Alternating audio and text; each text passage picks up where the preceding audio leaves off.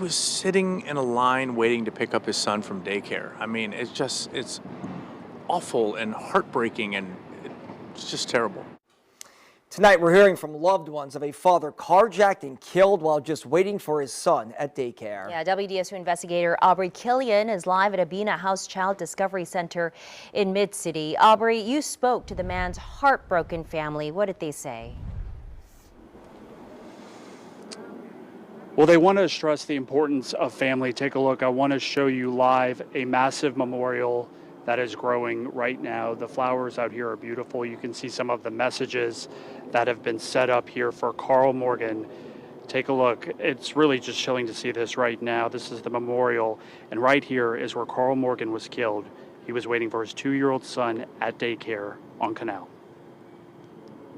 Talkative and a very funny and silly person. Carl Morgan embodied true New Orleans hospitality. Most of all, he loved food, and that was what we really bonded over. He worked at Brennan's for about 8 years, but his greatest loves were his partner Lisa and 2-year-old son Silas.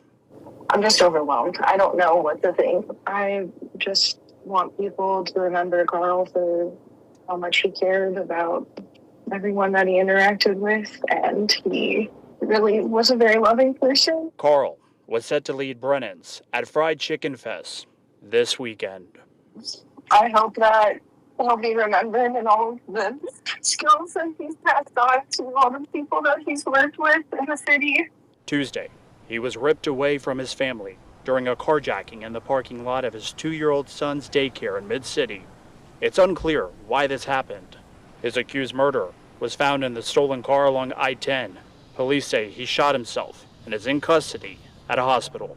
Nobody deserves this, but he was sitting in a line waiting to pick up his son from daycare. Brennan's will donate all of their money raised at Fried Chicken Fest in Carl's name. He loved to make people happy. He loved to teach people how to cook. He was hospitality through and through. We didn't lose a colleague, we just lost a member of our family. Be kind to each other.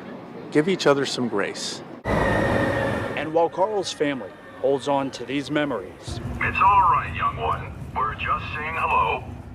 And just took a family vacation to Disney this summer.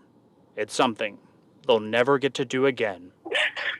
That we love him very much, and I will do my best to make sure that he is remembered in everything that we do for Silas. I wish he was here. So another live look at this memorial. Again, it is really incredible to see this in person. Carl was loved by so many people. He was just 36 years old. Reporting live from Mid-City, I'm Aubrey Killian, WDSU News.